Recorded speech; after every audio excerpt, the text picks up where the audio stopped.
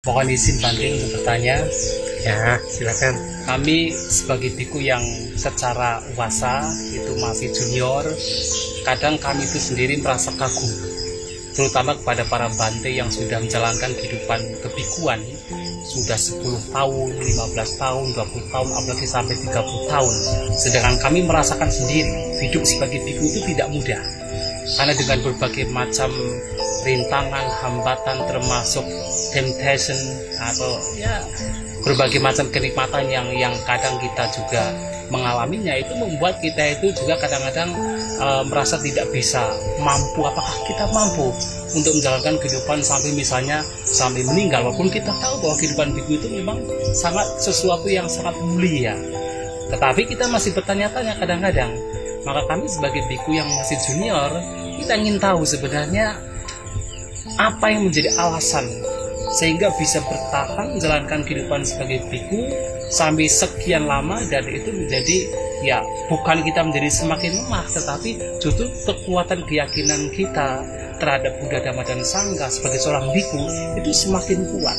Nah, kami ingin menanyakan apa trik dan juga alasan-alasan atau katakan tips bagaimana kita bisa bertahan untuk menjalankan kehidupan sebagai seorang biku.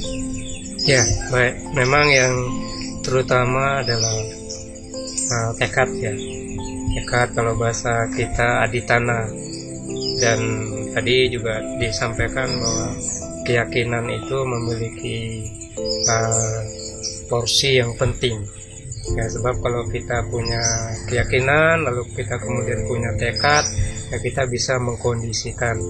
Nah, salah satu hal positif yang membantu para biku ini kan punya komunitas ya, punya lingkungan yang sesuai, berkumpul dengan orang-orang yang memang tujuannya sama, cara hidupnya sama, pola hidupnya sama.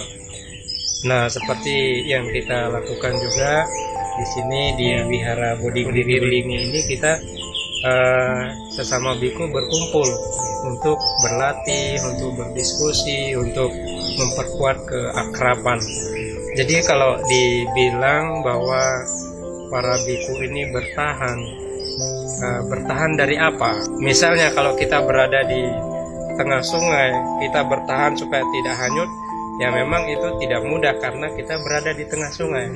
Masalahnya adalah kita ini punya kondisi bahwa kita tidak di tengah sungai, kita tinggal di wihara, kita tinggal di lingkungan yang memang mendukung bersama dengan para biku senior yang lain, yang itu memungkinkan kita bisa bertahan.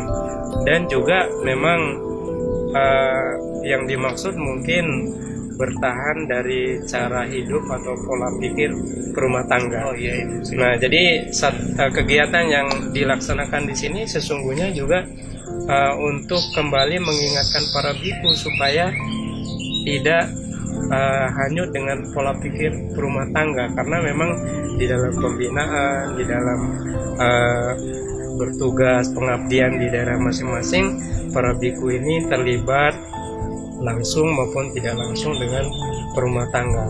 Jadi memang ada pengaruhnya, tetapi kembali lagi kepada keyakinan, kembali lagi kepada tekad, dan kembali lagi kepada lingkungan tersebut memang harus dikuatkan. Seperti kegiatan yang kita lakukan. Boleh dikatakan bahwa kegiatan keakraban di sini memang sangat mendukung, sangat penting.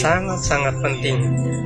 Satu, selain kalau bagi kita ini penting untuk keakraban, untuk mengingatkan kita bahwa kita punya komunitas sebagai anggota sangha.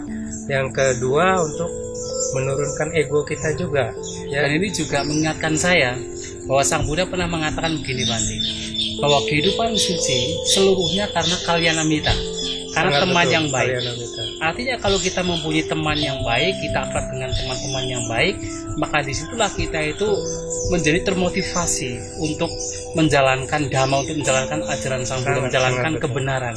Dan saya rasakan juga memang dengan apa yang Bante tadi katakan, bahwa keakraban ini memang juga menguatkan kita.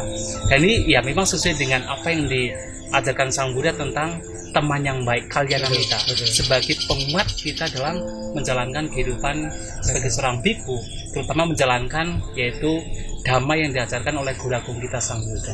Betul. Ya, jadi memang yang dinamakan Kalyanamitta juga tidak terbatas biku juga sebenarnya.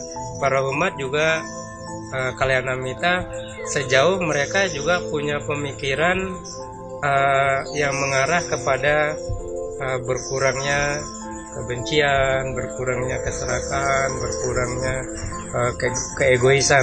Sebab pola pikir masyarakat yang kita tahu itu kan seperti 8 kondisi kehidupan ya. Pola pikir orang, kebanyakan orang cenderung kepada menang kalah, untung rugi, nama baik nama buruk, dipuji dicela. Iya.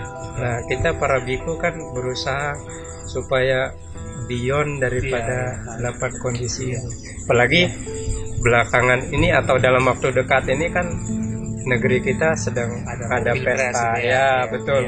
Bagaimana para biku ini justru tidak hanyut di dalam menang kalah, seimbang begitu, Bante ya. Ya baik, terima kasih sekali Bante. Jadi kalau boleh saya simpulkan bahwa ya yang menguatkan kita sebagai seorang biku adalah keyakinan, tekad, keakraban dalam Kalyanamitta di sini, juga yang lingkungan yang sesuai begitu. Dan itu tidak hanya berlaku untuk kami para biku, tetapi juga untuk para perumah tangga. Para perumah tangga yang memang punya tujuan yang sama untuk kebaikan. Baik, terima kasih Bante. Sama-sama. Terima kasih.